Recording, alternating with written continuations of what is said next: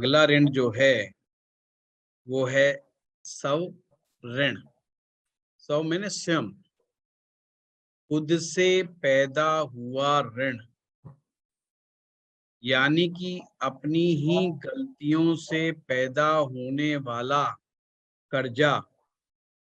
ऐसी हरकतें जिसमें हम अपने अहंकार की वजह से कई तरह की समस्याएं अर्जित कर लेते हैं। ये किस प्रकार से बनता है, इसको हमें समझना होगा। टेक्निकली ये पंचम भाव से बनता है। इसका संबंध पांचवें भाव से है। जैसा कि आप जानते हैं, पांचवें भाव में सिंह राशि फॉल करती है और उसका मालिक सूर्य है। अब सूर्य के कौन कौन दुश्मन है वो देखना होगा। तो सूर्य का दुश्मन कौन है? शुक्र, शनि, राहु, केतु, ये सूर्य के शत्रु हैं। तो अगर हमें याद रखना हो कि ये स्वऋण कैसे बनता है, बस दो ही पॉइंट याद रखना है कि ये पांचवें भाव से बनता है और पांचवें भाव में जो भी सूर्य का शत्रु ग्रह आ जाएगा तो स्वऋण बन जाएगा, स्वयं का ऋण बन जाएगा। नमस्कार सर। नमस्कार जी। पहले तो ये जिंदगी में हमें बहुत ही अच्छा फायदा देता है, दौलत देता है, शोहरत देता है, हर प्रकार के ऐशो आराम देता है। पर यदि कोई व्यक्ति जिसकी जन्म पत्रिका में ये ऋण हो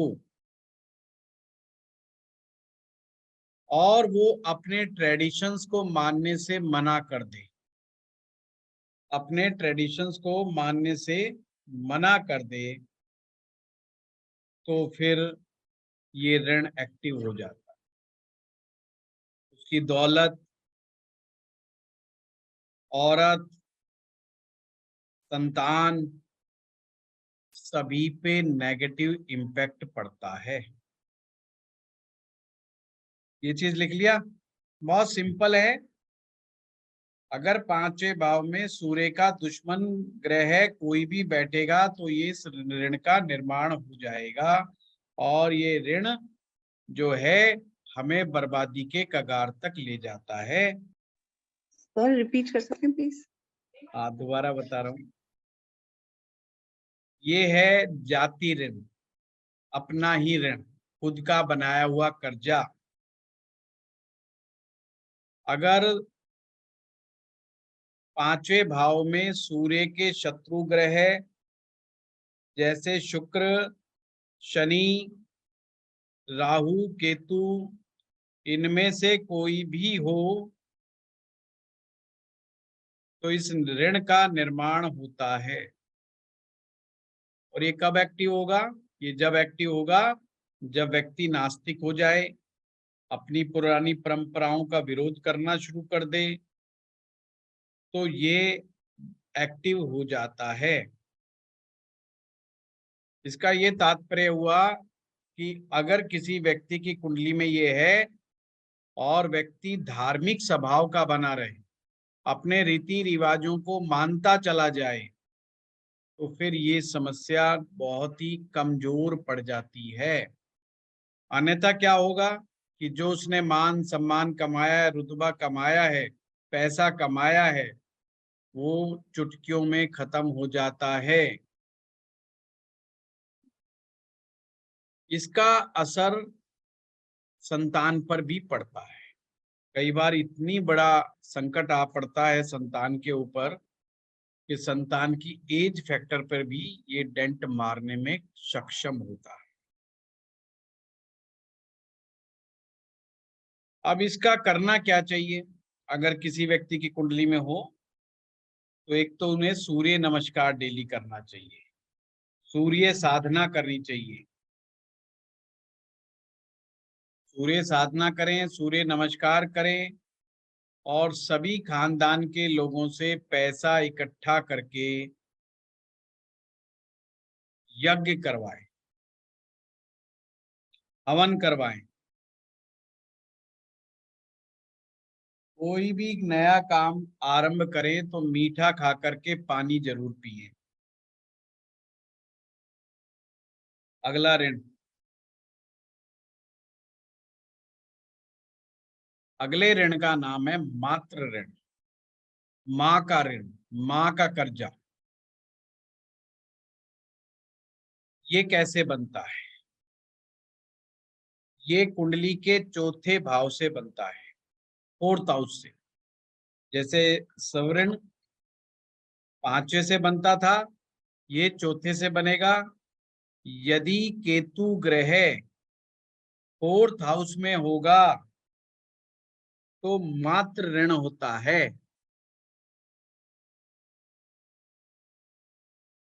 अशुभ लक्षण क्या होंगे? तो चौथे भाव से संबंधित परेशानियां दिक्कत देती हैं, परेशानियां परेशान बहुत करती हैं। चौथा भाव मन का है, माँ का है, आपकी खुशियों का है, आपके कंफर्ट जोन का है, उन सब में दिक्कत पैदा हो जाती है। सबसे ज्यादा असर माँ की हेल्थ पर पड़ता है। माँ एक लायबिलिटी बन जाती है। माँ लायबिलिटी कब बनती है? जब दूसरे भाई बहन हो वो तो सेवा करे ना, और एक बेटे को ही सेवा करनी पड़ जाए, और ये भी निश्चित है कि उनके फादर भी नहीं होंगे, और अगर फादर हैं भी तो वो थोड़े हेल्पलेस हैं, कमजोर हैं, ये भी समस्या हो सकती है। तो ये माँ एक लायबिलिटी बन जाती है। रुचि ये कैसे ठीक होगा? इससे व्यर्थ की धन हानि भी होती है। कई बार व्यक्ति लग्जरी पर ऐसा खर्चा कर देता है जो बाद में सोचता रहता है। ऐसे जातकों को विशेष ध्यान क्या रखना चाहिए कि इन्हें किसी भी प्रकार की नदियों को खराब नहीं करना चाहिए, किसी वाटर सोर्स को खराब नहीं करना चाहिए, नालियों को नहीं भरना चाहिए, नालियों को गंदा नहीं करना चाहिए, और अपने घर के आसपास कोई तालाब, कोई कुआं, कोई बावड़ी ऐसी चीज है तो भूल करके भी उसमें कूड़ा करकट ना डालें। इसका क्या उपाय बनेगा? इसका उपाय बनेगा 4 चांदी के चकोर टुकड़े बराबर वजन के, 4 चांदी के चकोर टुकड़े बराबर वजन के लेकर के गंगा जी में जल प्रवाह करें। साल में एक बार सभी खानदान के लोगों से चांदी इकट्ठा करके ही जल प्रवाह करना उत्तम माना जाएगा। माँ की सेवा करें, माँ को लायबिलिटी ना समझें। जो व्यक्ति माँ की सेवा करेगा मानसिक कष्ट कम होंगे। अदरवाइज कई बार ऐसे लोगों के मन में सुसाइडल टेंडेंसीज के भी बहुत डेवलप होती रहती है, मन में बड़े उल्टे सीधे ख्याल आते रहते हैं। कई बार तो शिक्षा में भी व्यवधान पड़ जाता है, और ये भी देखा गया है कई बार ऐसा आदमी दूसरों की हेल्प करता है तो खुद फंस जाता है। फिर से एक बार रिपीट कर दूं, फोर्थ हाउस में यदि केतु बैठा होगा तो माँ का ऋण बनता है। गंगा जी में या किसी शुभ नदी में 4 चांदी के चकोर टुकड़े लेकर के जल प्रवाह करना इस दोष का निवारण करवाता है। माँ की सेवा उत्तम फल देगी। ये माँ का ऋण है। अगला लिखें, स्त्री श्राप या स्त्री दोष या स्त्री ऋण।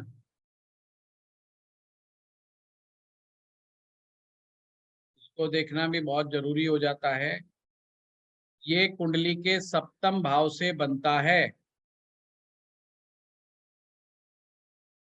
स्त्री ऋण कुंडली के सप्तम भाव से बनता है और सेकंड हाउस से भी बनता है। यानी कि कुंडली का दूसरा भाव और 7वां भाव में यदि शुक्र के शत्रु बैठे हों, शुक्र के 3 शत्रु हैं, सूर्य, चंद्रमा और राहु। सूर्य, चंद्रमा और राहु ये दूसरे भाव में या 7वें भाव में हो तो स्त्री श्राप होता है। ऐसी मान्यता है, हाँ जिनल, ऐसी मान्यता है कि ऐसे जातक ने पूर्व जन्म में किसी स्त्री को सताया होगा, उन्हें धोखा दिया होगा या बुरा व्यवहार किया होगा। शादीशुदा जिंदगी में अपनी प्रेग्नेंट वाइफ को छोड़ के भाग गया होगा।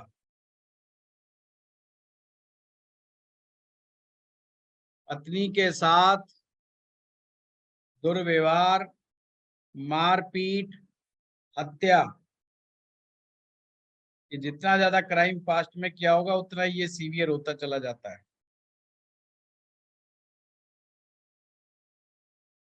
इस जन्म में क्या होगा, वही पत्नी आ जाएगी दोबारा, फिर गिन गिन के बदले लेगी। क्या लक्षण होंगे ऐसे?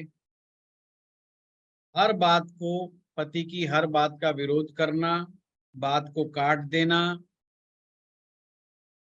सेवा पानी तो भूल ही जाओ, खैर ढंग से खाना मिल जाए वही गनीमत होगा। शत्रुवत व्यवहार, जिससे इमोशनल डेंट व्यक्ति को लगता रहेगा, इमोशनली बड़ा हर्ट फील करेगा। ये तो रहेगी घर की हालत। घर से बाहर क्या रहेगा? घर के बाहर की स्त्री भी उसको चारा नहीं डालेगी, और डालेगी तो ये बड़ा खतरनाक हो। क्या मतलब इसका? कि अगर कोई बाहर की स्त्री उससे अच्छे रिलेशन बनाए तो वो रिलेशन केवल अपने लाभ के लिए ही बनाएगी, चाहे वो अपना फाइनेंशियल लाभ हो या अन्य कोई और लाभ हो, बट वो कोई सच्चा संबंध नहीं होगा। यानी कि बाहर से भी धोखा मिलेगा, तो घर से भी दुखी, बाहर से भी दुखी। इसके और क्या साइड इफेक्ट हो सकते हैं? हेल्थ पर भी इसका साइड इफेक्ट पड़ता है। वो इफेक्ट क्या होता है? शुक्र से संबंधित बीमारियां, शुक्र से संबंधित बीमारियां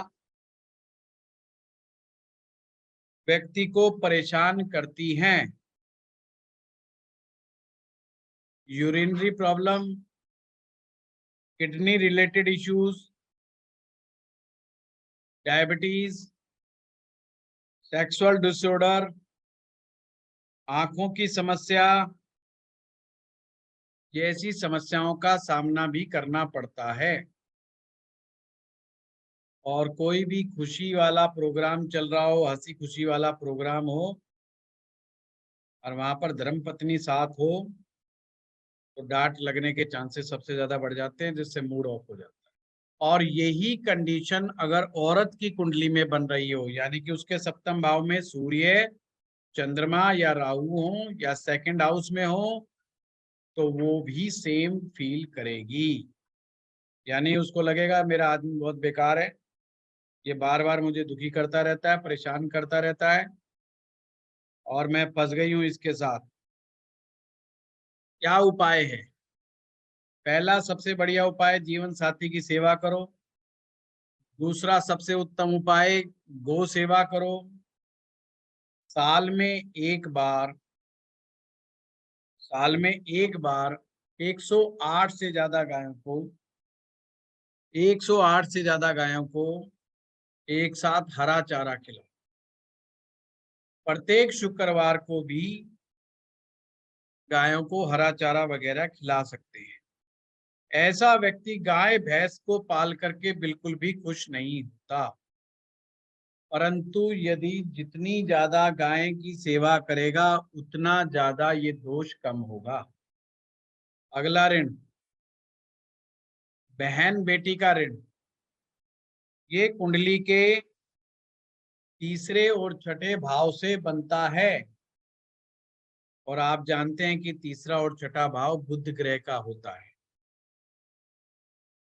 यहाँ पर बुध का प्रबल शत्रु चंद्रमा, यानी कि बुध चंद्रमा को अपना प्रबल शत्रु मानता है। यदि किसी व्यक्ति की जन्म कुंडली में तीसरे भाव में या छठे भाव में चंद्रमा बैठा हो तो बहन बेटी का कर्जा बनता है। ये किन लोगों की कुंडलियों में बनता है? जिन्होंने पूर्व जन्म में किसी लड़की, किसी कन्या, बहन, बेटी के साथ अत्याचार किया हो, गलत नीयत से उसका धन हड़प लिया हो, मकान हड़प लिया हो, या जैसे आप देखते हैं ना छोटे बच्चों की ट्रैफिकिंग होती है, छोटे बच्चों को बेच देते हैं, कोई भिखारियों के यहाँ बेच देता है, कोई गलत कार्यों के लिए बेच देता है। अगर खरीद फरोख्त में कोई शामिल हुआ हो तो बहन बेटी का कर्जा इस जन्म में आ जाता है। ये जितना सीवियर होगा उतना ही ज्यादा इंसान को गरीब हालात में पहुंचा देता है। परिवार के खानदानी व्यापार नष्ट हो जाते हैं। रईस ज्यादा होते हुए भी भिखारियों वाले हालात पैदा होते हैं। इसकी हेल्थ पे जो इफेक्ट पड़ता है वो पड़ता है दांतों पर, और इन लोगों के कई बार खुशबू नहीं आती किसी चीज की। कोरोना वाला लक्षण। उपाय क्या है? छोटी कन्याओं की सेवा करना, कन्या पूजन करना,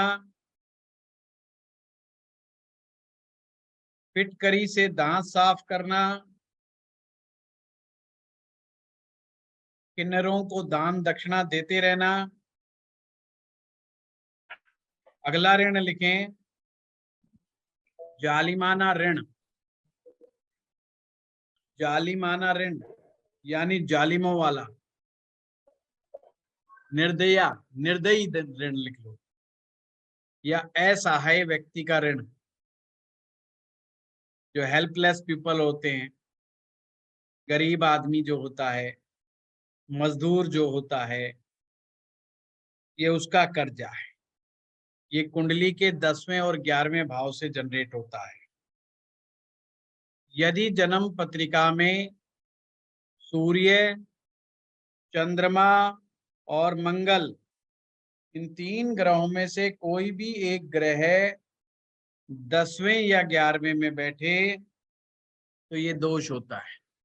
अब ये क्यों हुआ? क्योंकि उसने पिछले जन्म में गरीबों को सताया था, परेशान किया था, उनके जमीन हड़प ली, मकान हड़प लिया, या कुछ भी बलपूर्वक उनकी चीजों को ले लिया। कहते हैं ना गरीब की हाय पड़ी, तो ये गरीब की हाय पड़ने वाला योग है। ये योग बिल्कुल भी अच्छा नहीं होता। अगर अचानक से संकट आ जाए और वो संकट लगातार चलते रहें, 3 महीने, 4 महीने, एक के बाद एक संकट आते रहें, तो समझ लेना चाहिए कि ये जालिमाना ऋण का इम्पैक्ट आना शुरू हो गया है। बालों का झड़ जाना, बालों का सफेद हो जाना, ये भी कई बार इनका एक साइड इफेक्ट देखने में। गिर जाना, चोट लग जाना, अचानक से घर में अशुभ घटनाएं होने लगना, अपंग हो जाना, ये इसके लक्षण है। उपाय क्या है? मछलियों की सेवा करना। मछलियों को आटा खिलाना, आटा मीन्स उसकी गोलियां बना करके खिलाना है।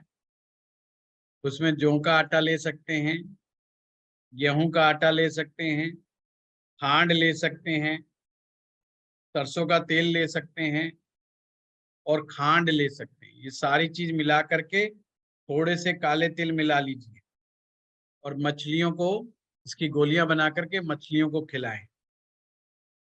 साल में एक बार 108 से ज्यादा मजदूरों को, साल में एक बार 108 से ज्यादा मजदूरों को भोजन करवाएं। और अगर शनि के अशुभ लक्षण आने लग जाएं, शनि के अशुभ लक्षण आने लग जाएं तो शनि से रिलेटेड चीजें भी दान की जा सकती हैं। शनि से अशुभ लक्षण का मतलब मेरा ये है कि कोई शनि से रिलेटेड कोई काम करता हो और वो चीज खराब होने लग जाए, तो ऐसे में शनि ग्रह से संबंधित दान भी दिया जा सकता है। अगला ऋण है अजन्मा ऋण। ये कुंडली के 12वें भाव से पैदा होता है।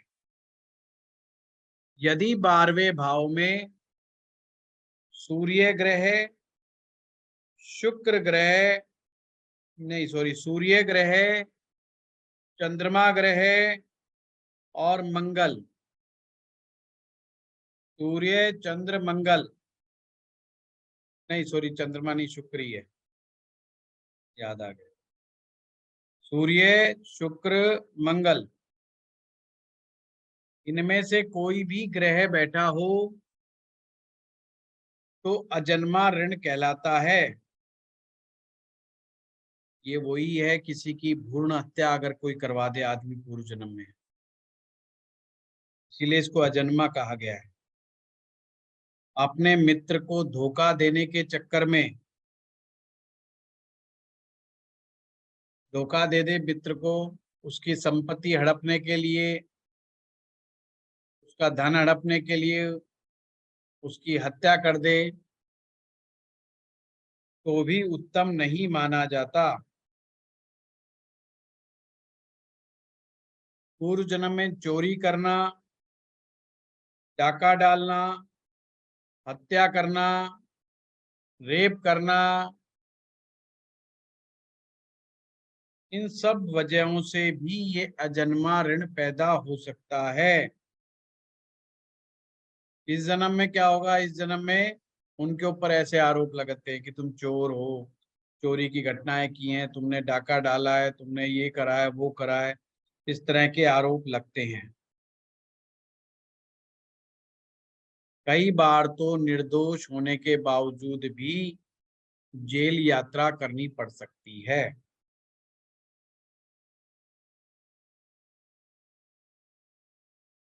ऐसे लोगों का साइड इफेक्ट देखने के लिए नाखून चेक करा करो। नाखून अगर खराब हो जाए, नाखून टूटने लग जाए, नाखूनों में खराबियां बार बार हो, और अगर साथ में ये योग भी बैठा हो, तो उस व्यक्ति को बड़ा सावधान रहना चाहिए।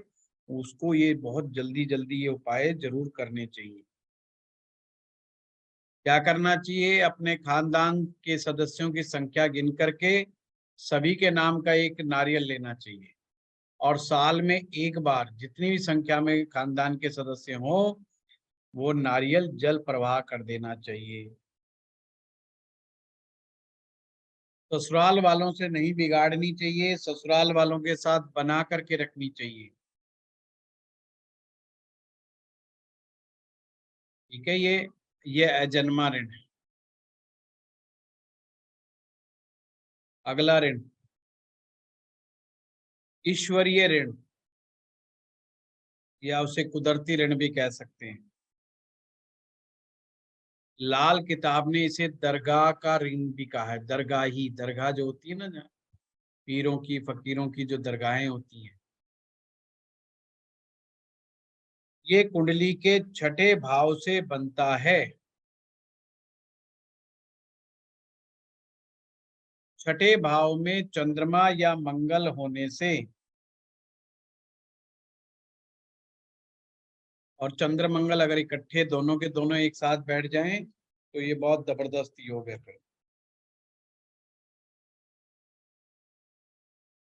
इसमें भी पूर्व जन्म में लोगों को सताना, शत्रुता रखना, किसी की संतान को मरवा देना, कुत्तों को मरवाना, रिश्तेदारों के साथ अच्छी नीयत ना रखना, ये पूर्व जन्म में अगर ऐसे कहानियां की हो तो ऐसा दोष बनता है। इस जन्म में क्या होगा उसके साथ? उसका सबसे बड़ा इफेक्ट उसकी अपनी संतान पर होगा। संतान का नाश होना, कई बार तो ऐसा भी देखा गया है कि उनको संतान नहीं होती है। तो जिन लोगों को संतान ना हो तो ये ऋण जरूर देखा करो आप। और अगर हो जाए तो संतान में शारीरिक विकलांगता, अपंगता, मेंटल रिटार्डेशन जैसी समस्याएं भी हो जाती हैं। इस जन्म में बड़े धोखे लगते हैं। उपाय क्या है इसका? उपाय है, देखिए, छठे भाव का संबंध केतु से है और केतु का संबंध कुत्ते से है। कुत्तों की सेवा करना, 100 से ज्यादा कुत्तों को एक साथ भोजन करवाना, कान छिदवाना, सोना पहन लेना कान के अंदर, राइट ईयर, ये सभी उपाय ईश्वरीय ऋण के उपाय हैं। गुरुजी, ईयर राइट होगा या लेफ्ट होगा? राइट। किसी के प्रश्न है तो पूछिए, ऋण पूरे हुए। हाँ लीना जी बताइए, जिसने भी प्रश्न पूछना हो कैमरे पर आकर के पूछिएगा। सर, जैसे आपने ये ऋण लिखवाए हैं और इनके रेमेडी भी लिखवाए हैं, तो अगर रेमेडी कोई करता है तो ये धीरे धीरे कम होना शुरू हो जाता है? 2 बातें हैं लीना जी, ध्यान रखना, साथ में प्रिकॉशंस भी दिए हैं और रेमेडी भी दी है। लाल जी। किताब बिल्कुल इसी आधार पर चलती है कि आपने प्रिकॉशंस भी लेके चलने हैं और आपने रेमेडी भी करनी। जैसे आयुर्वेद ठीक है। में, आयुर्वेद के डॉक्टर के पास जाएंगे तो वो पहले बता देगा कि इन चीजों का प्रिकॉशंस लेना है, यानी ये चीजें नहीं खानी है और इस तरीके से लाइफस्टाइल को जीना है। फिर वो साथ जी। में दवा भी बताएगा। ऐसे ही लाल किताब में ऋणों के मामले में ऐसा ही है, प्रिकॉशंस भी लेना है और दवा भी लेनी है, मतलब उपाय भी करना है। जी। और सर, जैसे आपने पितृ ऋण बताया था, जी। तो पितृ ऋण मतलब काफी है। मैंने भी अपनी कुंडली देखी, मेरी सिस्टर की भी देखी है। इसका आपने उपाय बताया था कि पूरे खानदान से पैसे लेके और आप पिंडदान कराओ। तो ये अगर किसी के रिसेंटली कोई डेथ हुआ है और उसका बरसी वरसी नहीं हुआ तो उससे पहले भी करा सकते हैं या कितने बार कराना है? करवा सकते हैं आप, करवा सकते हैं। और जी। वैसे तो ये खानदान से संबंधित रखता है, मैं आपको बता दूं। मतलब जी। ये जो इस पीढ़ी में जिसको ये पितृऋण है, हम्म। अर्थात उसके पैदा होने से पहले का मामला ये बनता है। आलिना जी कुछ कह रहे हैं? जी, तो जैसे मेरे सिस्टर की हस्बैंड की कुंडली में काफी सीवियर है ये, और उनके भाई वगैरह भी है, बट उनकी अभी एक रिसेंटली एक मतलब उसके जेठ के बेटे की भी डेथ हुई है, अभी जेठानी की भी डेथ हो गई। का खुद का बेटा जब हुआ था तब बीमार था। तो बस यही पूछना चाह रही हूँ, अभी जिससे बरसी नहीं हुई है उससे पहले कर ले और कितनी बार टोटल करना पड़ता है? कम से कम मिनिमम 3 साल, मैक्सिमम जी। 5 साल। और पितृ का उपाय तो करते रहना चाहिए। जी, तो मतलब 3 साल तक जितनी अमावस्या है हर अमावस को करना चाहिए? नहीं नहीं, साल में एक बार पितृ तर्पण और अच्छा। पिंडदान करवाना है, तो साल में एक बार अमावस्या पर वो जो खीर का दान, अन्य पितरों की चीजें वो देना है, वो देते रहो। ठीक है, साल में एक बार करना है। और ये जैसे इनका अभी वो बरसी वरसी नहीं हुआ तो उससे पहले भी अभी से भी स्टार्ट हाँ कर सकते हैं? ठीक है, थैंक बिल्कुल। यू। हाँ रत्ना जी। ये जो सर्व ऋण है, इसमें हमने पढ़ा कि 5वें भाव में शुक्र, शनि और राहु केतु नहीं होने चाहिए। क्या बताया रचना जी? सौऋण में पंचम भाव में शुक्र शनि और राहु केतु नहीं होने चाहिए। शुक्र शनि राहु केतु पांचवें भाव में नहीं होने चाहिए। बिल्कुल ठीक बोला। गुरुजी अगर यहाँ पे सूर्य खुद उपस्थित हो तो सूर्य के साथ अगर शुक्र नहीं, सूर्य का खुद का उपस्थित होने से कुछ नहीं होता, उसका दुश्मन नहीं बैठना चाहिए बस। हाँ रत्नापुरी जी। जी मेरा कुछ पूछना है कि जैसे इस जन्म में कहते हैं कि इस जन्म के कर्मों का फल इसी जन्म में मिल जाता है, फिर दूसरा है सेइंग कि हॉरोस्कोप जो हमारा बनता है वो पिछले जन्म के कर्मों के आधार पर बनता है। अब कल रात की घटना के अनुसार अगर उसको पिछले जन्म का मिल रहा है, इस जन्म का भी मिल रहा है, कितने वो भोगेगा इंसान, और पिछले जन्म और इस जन्म दोनों के कर्मों को मिला के वो इस जन्म में कितने भोगेगा और या आगे भी जाएगा। रत्ना जी हमारे साधु संत जो थे ना बड़े समझदार थे, उबावले नहीं थे, इसलिए हमारे सनातन धर्म में ना मोक्ष का कंसेप्ट है कि अपन ने दोबारा लौट के आना ही नहीं है इस धरती पर। पिछले जन्मों का भी पाप पुण्यों का हिसाब होता है, और जो इस जन्म में हम क्रियामान कर्म कर रहे हैं, जो रात की घटना की आप बात कर रहे हैं वो क्रियामान कर्म था। आपने किसी को प्रेजेंट के अंदर ही मारा है, सताया है, इतना कुछ कर दिया है कि एक टेरर पैदा कर दिया आप। लेकिन सर अगर उसने 17 मर्डर किए या 100 मर्डर किए, एक ही उसको सजा मिली, अजन्म कारावास या एक बार फांसी, बाकी 16 का ऋण वो अगले जन्म जाएगा संचित कर्मों के आधार पे। अब देखो क्या क्या होता है, ये तो हमें भी नहीं पता। मतलब जो हम पढ़ रहे हैं ज्योतिषी में उसके अकॉर्डिंग अगर लगा रहे हैं। और मैं चाहता भी नहीं कि मैं कुंडली देखूं उसकी, बिल्कुल नहीं। वो तो हमें वैसे ही पता चल रहा है न्यूज में ही कि इतने कर चुका है वो मर्डर। नहीं मतलब वो नहीं, कुंडली से तो ये नहीं पता चलता कि किसने कितना किया है। मेरे कहने का मतलब ये है कि देखिए, इसीलिए समझाया जाता है जो भी कर्म करो होश पूर्वक करो। हमें पूर्व जन्म क्यों बताया जाता है, क्यों समझाया जाता है? हमें बताने के लिए कि जो हमारे मानसिकता है, आज की जो मानसिकता है, उस मानसिकता के पीछे हमारा पूर्व जन्म के जो संस्कार है वो भी जिम्मेवार है। हाँ, दूसरी चीज ये की हमें आत्मा तो वही रहती है। हाँ, आत्मा तो वही आ रही है, तो आत्मा में वही मतलब अवगुण तो है, वो जो उसने पिछले जन्म में कर्म किया वो इस जन्म भी लेके आ रही है फिर आत्मा। हाँ जी, तो प्रश्न तो क्या है रत्ना जी? मैं तो बाबा जी नहीं हूँ ना। बस मेरे मन में ही आ रहा था, तो और किससे पूछूं, आप हमारे बाबा जी हो या गुरु जी हो। तो कल रात से घूम रहा था, मैंने कहा किससे पूछूंगी मैं। तो ये दिमाग चल रहा है कि आत्मा तो वही है, फिर आत्मा वही लेती जा रही है, फिर आगे भी वो करता जा रहा है मतलब। इसीलिए तो क्रियामान कर्मों के अंदर समझाने का, बताने का, शिक्षाओं का, हमारे एटमॉस्फेयर का बहुत बड़ा प्रभाव है। क्यों कहते हैं कि गलत संगत नहीं करनी? कहते हैं ना, बट हमें जिनको है संगत में वो तो बुरा ही करेंगे ना।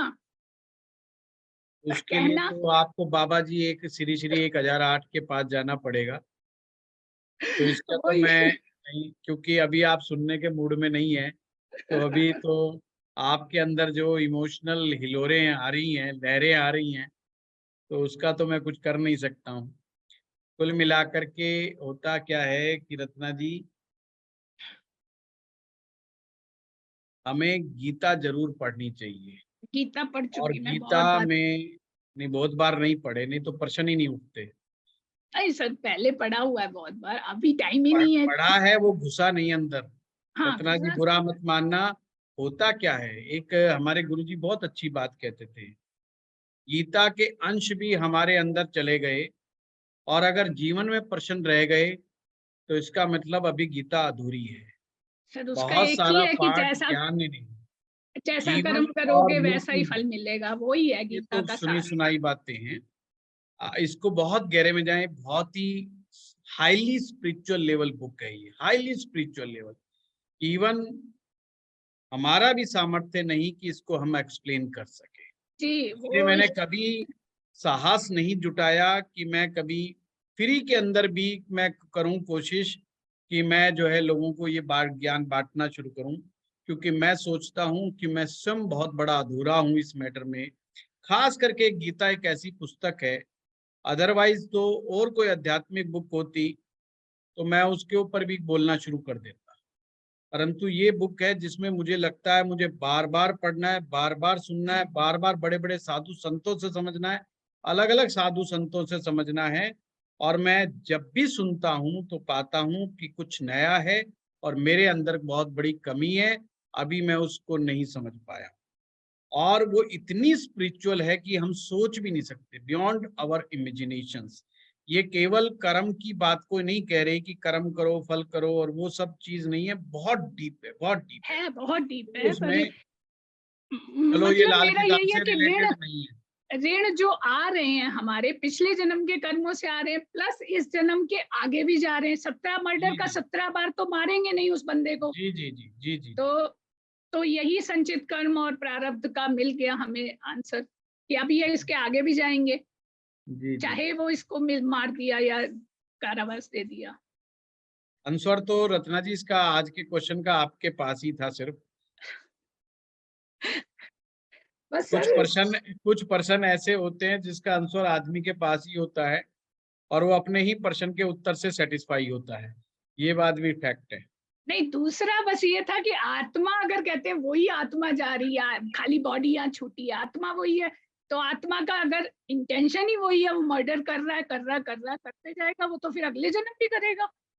फिर उसको मतलब वो तो नो एंड है उसका, तो फिर नो एंडिंग है। नहीं, इसीलिए हमारे इस जन्म में गुरु का कंसेप्ट बनाया है, टू प्योरीफाई योर कर्मा।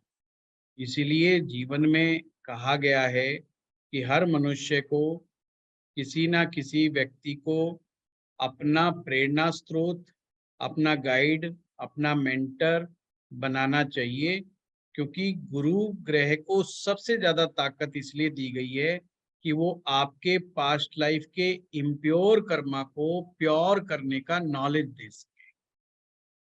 ऐसा नहीं है कि वो ऐसे ही चलता रहता, परमात्मा सॉल्यूशन देता है। कोई जो ना जेल कोई में जो रास्ता जेल देगा। में जो लोग जेल में जो लोग जाते हैं, आपको कभी पढ़ने को मौका मिले या सुनने को, तो जेल में भी प्रोग्राम होते हैं, हाँ मेडिटेशन जी, हाँ होते हैं, उनकी काउंसलिंग्स होती हैं, उनको जी। अच्छी शिक्षाएं दी जाती हैं। वो इसीलिए दी जाती हैं, अदरवाइज तो अगर सरकार भी कह दे भाई ये जो सजा होगी ढाओ अंदर बंद करो खत्म करो, पर नहीं, उनको लाइफ को इम्प्रूवमेंट करने के लिए नॉलेज दी जाती है, टेक्निकल स्किल्स दी जाती हैं। तो इसीलिए ऐसी व्यवस्था भगवान ने हमारे लिए भी की हुई है इस संसार में, कि हमें गुरु का साथ मिले, सही नॉलेज मिले, जिस नॉलेज को लेकर के हम अपने पास्ट लाइफ के कर्मा को ठीक कर सकें। अब ये आप और हम ज्योतिष क्यों पढ़ रहे हैं, क्यों सीख रहे हैं? एक यही तो टारगेट है हमारा, कि जो हमने पास्ट में कर्मास किए हैं उसको समझें और समझ करके हम उसको प्योर करें, उनको इम्प्रूव करें। मनुष्य का मतलब यही है। हमारे गुरु जी कहते थे कि गुरु के पास जाने का तात्पर्य या ज्योतिषाचार्य के पास जाने का तात्पर्य यही है कि हम अपने कर्मास को इतना अच्छा बना लें कि उस साइकिल से बाहर निकल सके, जो कार्मिक साइकिल है उस साइकिल से बाहर निकलें और पॉजिटिव साइड में होकर के निकलें, तो जाकर के बात बने। सर एक और क्वेश्चन है, वो बहन बेटी वाला ऋण था जिसमें चंद्रमा हो 3rd हाउस में बुध की जी राशि में। जी जी जी। अच्छा, बुध की राशि में नहीं है, वो तो स्वराशि का है चंद्रमा। आप स्वराशि भी मत बोलो, आप बोलो तीसरे भाव का चंद्रमा, छठे भाव का चंद्रमा, तो सिंपल तीसरे रखो। भाव, हाँ, काल पुरुष से तो तीसरा भाव ही हो गया, बुध का ही घर हो गया। जी। तो फिर स्वराशि का चंद्रमा भी वही पिछले तोड़ जन्म देना में है, ही स्वराशि गलत से निकल गया, समझाने के लिए बोला था। तीसरा भाव का चंद्रमा, छठे भाव का चंद्रमा, लाल अच्छा, किताब, नहीं, मैंने लाल बोला किताब जैसे चलती है वैसे नहीं चलाना। सर, आपने नहीं बोला स्वराशि, मैंने बोला कि अगर अच्छा, स्वराशि का हो चाहे तब भी वही इफेक्ट है उसके। हाँ हाँ हाँ, नहीं मैं भी सोचता हूँ कहीं मेरे से गलती से निकल गया नहीं नहीं हो। सर, मैंने बोला अपनी कोई कुंडली बात के हिसाब से मेरा तीसरे में है स्वराशि का है, तो मेरा एक ऋण ये बन गया, नहीं। हाँ, बन गया। तो ये ये तो रेंज बना है, खत्म। फिर कितने कर सकती है। छोटी छोटी कन्याओं को जो है भोजन कराओ, बढ़िया। ठीक है, ये हमें पिछले जन्म का खाका दिखा रहा है कि हमारा क्या है। लाल किताब जो सुनते थे कि पिछले जन्म का दिखाती है, वो पता चल रहा है कुंडली से। Thank you sir. Amanjeet ji, गुरुजी मेरा भी एक क्वेश्चन था। 1 मिनट शिवांगी जी। प्रणाम गुरुजी। प्रणाम। अ, इन लोगों ने एक हाथ खड़ा कर रखा है काफी देर से ना, अभी कर। हाँ बताइए। छोटा सा क्लैरिटी गुरुजी। हाँ एक तो हो गया प्लैनेट का, एक ग्रह का अच्छा बुरा होना, और एक हो गया स्पेसिफिकली ऋण। हर ऋण किसी न किसी प्लैनेट के साथ जुड़ा हुआ है। तो कॉम्बिनेशन के नाम पे, फॉर एग्जांपल जैसे मातृ ऋण हमने किया कि केतु का चौथे घर में होना ही सिर्फ मातृ ऋण बनाएगा। चंद्रमा, ऑब्वियसली ये चंद्रमा तो मंदा हो ही गया केतु के चलते, तो चंद्रमा का मंदा होना या प्लैनेट का मंदा होना कंसिडर नहीं करेंगे, या वो वो भी? कंसीडर नहीं करना, वो कंसीडर नहीं करना। वो बात अलग है कि केतु के चौथे में बैठने से ऑटोमेटिक चंद्रमा को डेंट करेक्ट लगेगा। करेक्ट। तो सिर्फ ये कॉम्बिनेशन काम करेंगे सिर्फ ऋण। याद करने के लिए कि हमें अगर ऋण देखना है तो केतु को चौथे भाव में देखना है, और राइट उसका राइट कोई दूसरा नहीं देखना। कुंडली के 12 भाव हैं, जी पहले भाव को छोड़ करके हर भाव से कोई ना कोई ऋण है, कोई ना कोई करेक्ट कर्जा है। नहीं सॉरी, पहले करेक्ट। बस से भी है, 12 के 12 भाव से कर्जा है। तो कर्जों को दिखाने का कोशिश कीजिए, ठीक है। Right Guruji, thank you.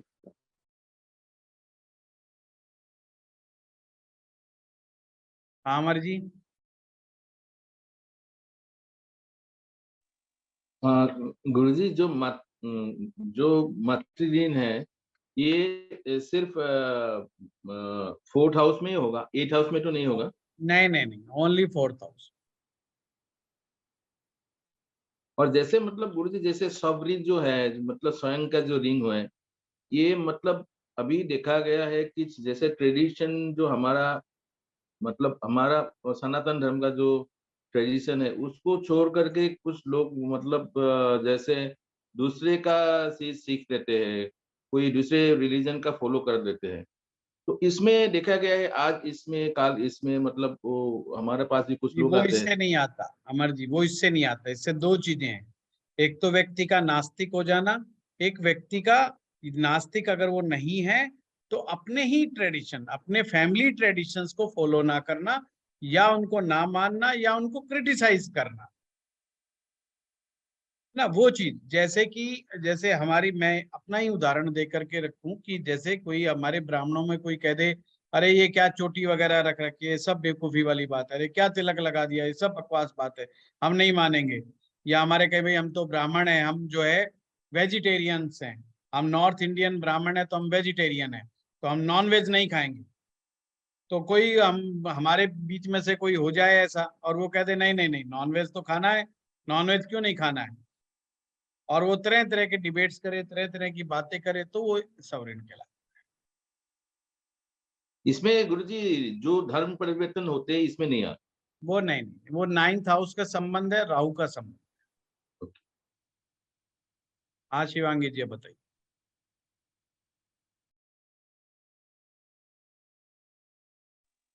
गुरुजी ये जो पंचम भाव में जो आपने बताया था, स्वर्ण बताया था, जैसे उसमें शुक्र है, तो जी, आपने जो उसके उपाय बताए थे, एक बार आप प्लीज फिर से उसे एक्सप्लेन कर दीजिए। सवरेन का मैंने ये सिंपल बताया, इसमें सूर्य को ताकत देनी है।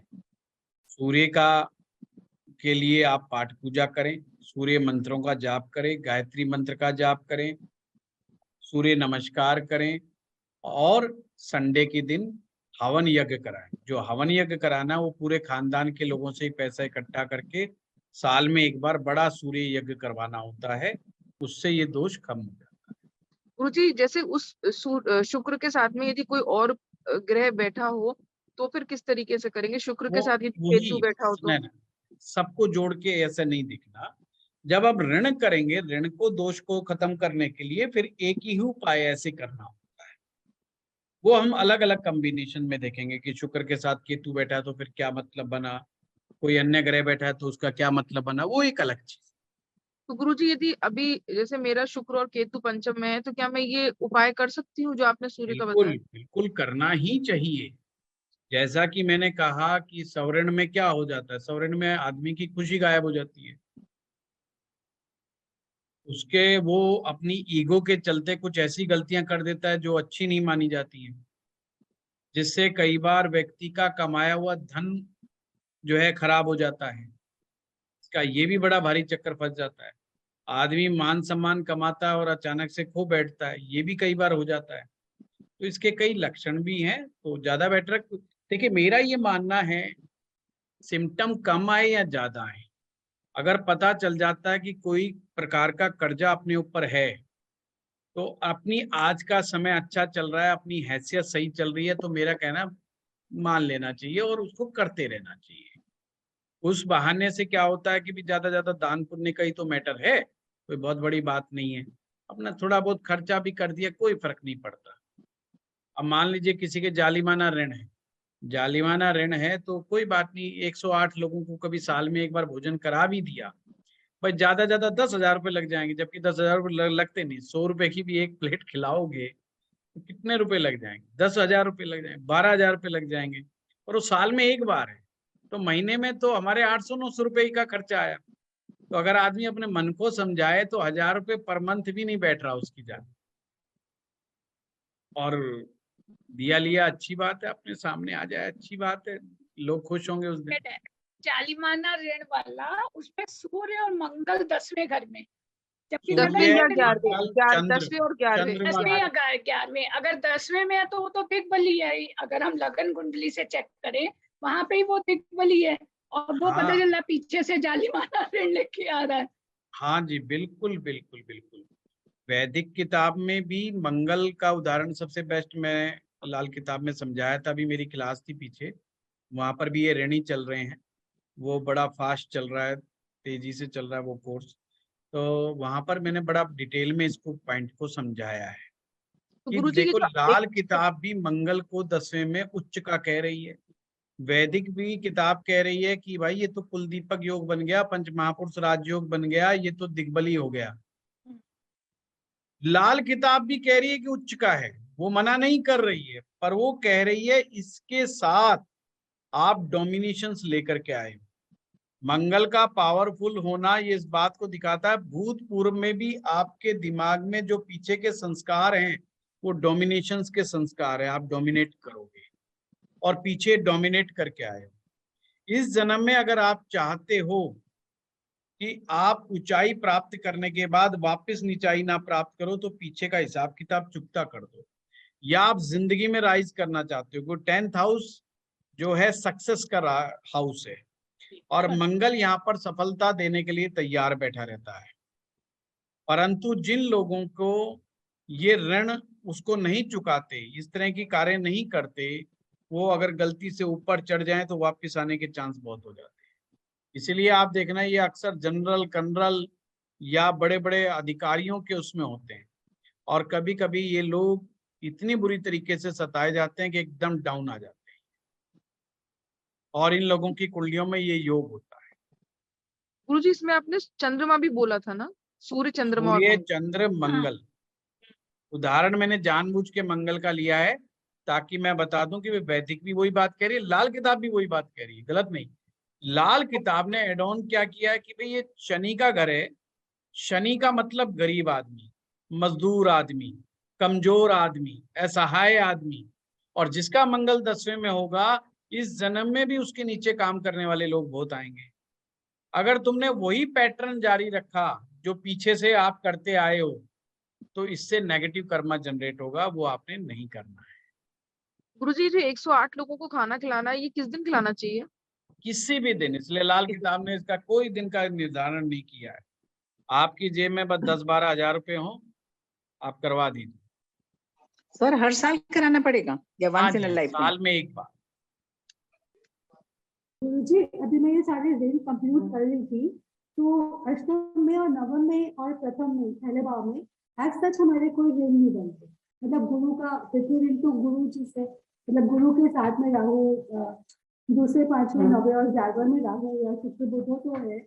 अदरवाइज पहले अष्टम में आपकी और आवाज नवम इको हो रही है रचना जी, तो मुझे ये कुछ तनिक क्या प्रॉब्लम है गुरुजी मैंने अभी सारे ऋण कंप्यूट करे पहले भाव से लेके 10 पहली भाव से 12वें तक।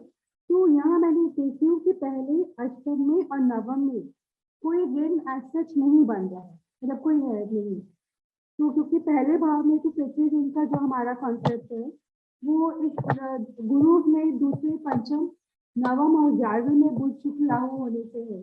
नहीं, यहाँ पर ये चीज का नजर रखना है, दूसरे 5वें 9वां और 12वां इनके अंदर जब ये पीड़ित होना बहुत जरूरी है बाकी ऋणों को समझने के लिए। मेरा मतलब है पहले अष्टम और नवम भाव से कोई ऋण नहीं बना हुआ। हाँ, नहीं, नवम से भी बना ना, पितृ ऋण होता है ना दूसरे भाव में, 5वें में, 9वें में, 12वें में राहु बुध शुक्र हो गए तो पितृ ऋण बनेगा। ठीक है। हाँ, अष्टम में गुरुजी बुध और केतु पहले में या बुध और केतु 8वें में होगा तो रिश्तेदारी का ऋण बनेगा। ये नहीं करवाया गया, छूट गया। छूट गया, देखिए ऐसे ही गुरुजी छूट गया। चलो, छूट गया। पहले भाव में केतु या बुध,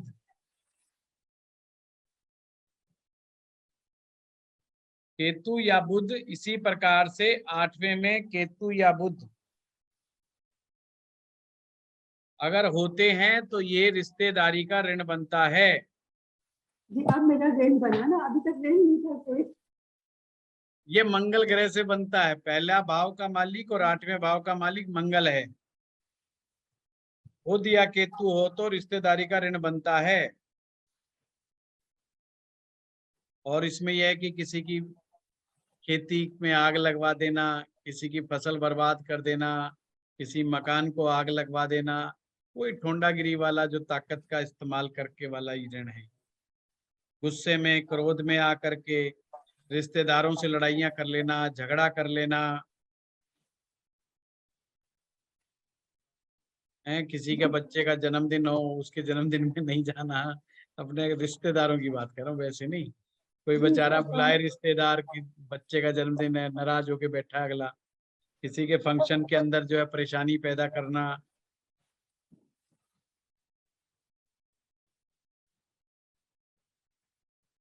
गुरुजी उपाय के अंदर सबसे ज्यादा अच्छा उपाय इसमें मंगल ग्रह के ही उपाय करने चाहिए। मंगलवार को मीठा दान करना,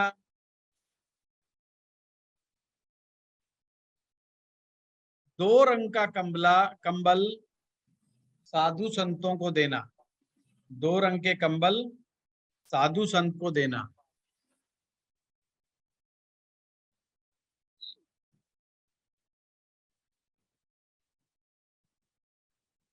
गुरुजी लक्षण है जी, इस रिश्तेदारी के ऋण के लक्षण समझा नहीं, अभी आवाज नहीं आई, क्या कहा आपने?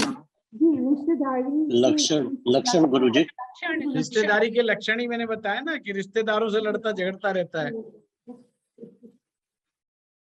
अब रिश्तेदारों में किसी के बच्चे का जन्मदिन है, कोई छोटा मोटा फंक्शन कर रहा है, नाराज होके बैठ जाएगा, उनका भी दिमाग खराब करेगा, खुद का भी दिमाग खराब करेगा, तो हो गया ना ये रिश्तेदारी का ऋण। ये पीछे से भी ऐसे ही करता आया था। लाल किताब ये समझा रही है जो काम आप पीछे से करते आ रहे हो अब रुक जाओ, शांत हो जाओ, उनको नेगेटिव कर्म को छोड़ दो, पॉजिटिव कर्म तैयार रखो। तो ऐसे लोगों को उनके लोगों के प्रोग्राम में बढ़ चढ़ के हिस्सा लेना चाहिए और पॉजिटिविटी बना के रखनी चाहिए ताकि उनको आनंद आए, उनके कार्यों में हाथ बटाएं। कई लोगों की आदत होती है ना, किसी के फंक्शन में जाओ, अरे ये कर लेते, तुमने तो अपनी पत्नी को रसोई में लगा दिया, बाहर से मंगवा लेते। वो कहे जी बाहर से भी मंगवाया है।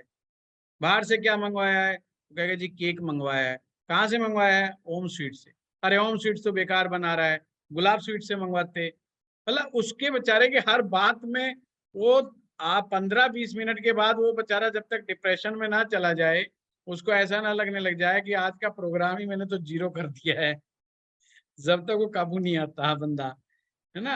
और फिर वो कहेगा जल्दी करो, वो कहेगा जी बच्चे आ रहे हैं, 2 दोस्त और आ रहे हैं, अरे खाम खाई हमें बहुत लेट हो रहा है, मतलब उनको इतना ओवर प्रेशराइज कर जाएगा, उतना वो कर देगा उनका प्रोग्राम, और फिर वो पति पत्नी आपस में झगड़ा करते कि इसको बुलाया किसने था, पहले तो ये बताओ, अगली बार से कसम खाओ इसको मत बुलाओ। तो ये है रिश्तेदारी का ऋण। किसी के ब्याह में जाओ, शादी में जाओ, उनके प्रॉब्लम क्रिएट कर दो, तुमने हमसे लड़का नहीं पूछा, हमसे लड़की नहीं पूछी, लड़का क्या करता है, लड़का बेकार आदमी है, इसकी शक्ल ठीक नहीं है, इसकी अकल ठीक, मतलब वो बेखाम खाई के आप मीन मेक निकाल रहे हैं, क्रिटिसाइज कर रहे हैं, वो सब चीजें जो है ना रिश्तेदारी के ऋण है। अब इस जन्म में क्या करना है, इस जन्म में हमने रिश्तेदारी को बहुत अच्छे से निभाना है, उनकी हेल्प करना है, उनका सपोर्ट करना है, उनको मदद पहुंचाना है, ना कि उनके वही अगेंस्ट पैटर्न पे चलते रहना। ठीक है, चलिए आज गुरुजी, हाँ जी, जिन किसी की कुंडली में मल्टीपल रिंग्स हैं, हाँ उनके लिए कोई बीच का रास्ता है, कॉमन रास्ता, जो महा उपाय टाइप कोई उपाय हो? हाँ हाँ, उन्हें कोई कॉम्बो पैक लेना चाहिए। मैं वही कह रहा हूँ, फैमिली पैक तो पहले लेके आया बेचारा। देखो, उन्हें कुछ नियमों का ना पालन करना चाहिए। मैं मान, एक तो अपना एक बजट फिक्स कर लेना चाहिए कि उसको इतना पैसा दान में लगाना है, और डेली मंदिर जाना शुरू कर देना चाहिए। मत्था टेक के आए, चाहे वो 20 रुपए की प्रसाद बांटे, 10 रुपए का चाहे मीठा बांटे, कुछ ना कुछ रोज का 10-20 रुपए का उसको बांटने का सोचना चाहिए। ज्यादा पैसा तो ज्यादा सोचना चाहिए, अपनी हैसियत के। नित्य का दान, नित्य ईश्वर दर्शन, मतलब नित्य मंदिर में जाकर के पाठ पूजा करना, किसी भी व्यक्ति की रोज एक आदमी की मदद करने के लिए काम करना, कोई गरीब आदमी रास्ते में मिल गया, कोई भूखा है, रंगा, जो भी है उसकी मदद करने के लिए करना, खास करके खाना खिलाना, भूखा किसी को नहीं।